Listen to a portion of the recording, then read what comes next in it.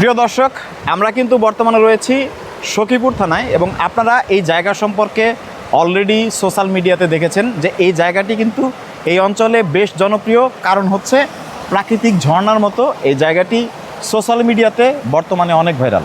তো করিম ভাই, হ্যাঁ ভাই, আপনার বাড়ি তো এই এলাকাতেই। আমার বাড়ি এটা নেই এখানে এই জায়গাটাকে হচ্ছে সুইজারল্যান্ড বলে ডাকা হয়। হ্যাঁ, গরিবের সুইজারল্যান্ড বলে ডাকা হয় ভাই। গরিবের সুইজারল্যান্ড কেন? হ্যাঁ, গরিবের সুইজারল্যান্ড ধনী তো আপনি যেতে পারে কক্সবাজার, বান্দরবন, বিভিন্ন জায়গায় যেতে পারে, কিন্তু গরিব মানুষ তো আর যেতে পারে না। ওই যে জায়গায় গরিব মানুষ আসছে, পাশাপাশি দেখা যাচ্ছে আপনার যে ধনী মানুষটাও আসতেছে, কিন্তু জায়গাটা তো আপনার যেসব পানিটা হয় দেখতে খুব সুন্দর দেখা যায় ভাই। আমি তো দেখলাম যে এই জায়গার যে প্রাকৃতিক পরিবেশ এটা সুইজারল্যান্ডের থেকেও সুন্দর। সত্যি কথা বলতে এর আগে যতগুলো ভিডিও দেখেছি এই এলাকার, আমরা এই এলাকার ডিটেলসটা খুব বেশি পাইনি। বাট আজকের ভিডিওতে আমরা চেষ্টা করব এই এলাকার ডিটেলস, মানে কিভাবে এই ঝর্ণাটা তৈরি হলো। এই ঝর্ণাটা তৈরি হলো আপনার যে ওটা ছিল আপনার খালটা ছিল ওই জায়গায় আপনার জমিতে বাঁধ দেওয়ার পরে যার জায়গাটা এই জায়গায় বাঁধ দিছে, বাঁধ দিলে পরে আপনার জায়গা যে বর্ষার যে পানিটা, ওই পানিটা এই জায়গাটা গেত মাঝখানে একটু ভাঙার পরে গতবার বিশাল বড় করে হেলে ভেঙে গেল, বন্যা হয়েছিল, একটু বন্যার কারণে দাদা ভেঙে গেল। ভাঙ্গা যাওয়ার পর থেকে এটা অঙ্গ আপনার ভাইরাল হয়ে গেছে ঝর্ণার পর। কিন্তু মূলত এই পানিটা হচ্ছে এই এলাকার বৃষ্টির পানি। এটা হলো আপনার বৃষ্টির পানি আর হলো পাকারের পানি। বছরে কতদিন এই পানিটা থাকে? এটা 6 মাস থাকে ভাই। মানে বছরে 6 মাস এখানে এইভাবেই পানি থাকে? হ্যাঁ, 6 মাসে এইভাবে পানি যাবে। আপনি বৃষ্টি না হলে বড় 6 মাসে এইভাবে পানি যাবে।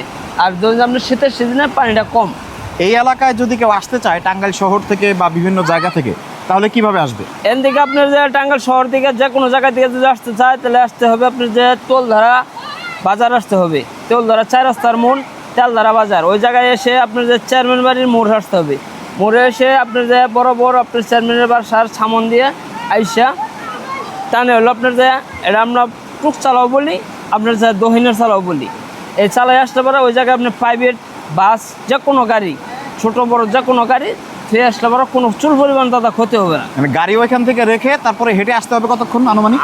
আপনার যে গাড়িতে হেঁটে গাড়িটা ছুঁয়ে আসতে পারে বড় জোর আপনার 5 মিনিট টাইম লাগবে দাদা। 5 মিনিট? 5 মিনিট।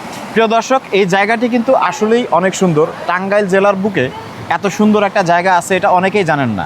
যারা চাচ্ছেন যে খুব শর্ট ডিস্টেন্সের মধ্যে সুন্দর কোনো প্রাকৃতিক পরিবেশ থেকে ঘুরে আসবেন, তারা কিন্তু এই জায়গাতে আসতে পারেন। দেখতে পাচ্ছেন যে এরকম সারা দিন রাত ঝর্ণার মতো পানি পড়ে না? হ্যাঁ ভাই, সারাদিন 24 ঘন্টা এভেলে পানি পড়ে, কিন্তু পানিটা তো আপনার একটু বর্ষাকালে একটু বেশি পড়ে। বর্ষার সময় পানি, বর্ষাকালে পানিটা একটু বেশি পড়ে, আর পানিটা ওই 4 মধ্যে পড়ার কারণে এই সমস্ত জায়গাতেও পানিটা পড়ে গুম গুম একটা শব্দ। যখন বৃষ্টি হয় আমরা যে এখানে দাঁড়িয়ে আছি এই জায়গাতে অনেক পানি হয়। হ্যাঁ, এটা তো ভেসে যায়, সাদা হয়। ধন্যবাদ। তো করিম ভাই হচ্ছেন এই এলাকার স্থানীয়, তিনি আমাদের তথ্য দিলেন আসলে এই জায়গার যে পানি, এই পানিটা হচ্ছে মূলত বৃষ্টি থেকে আসে। বৃষ্টি যখন এই এলাকার, আপনারা দেখতে পাচ্ছেন যে ভিডিওতে, এই এলাকাটা কিন্তু অনেক বিস্তৃত।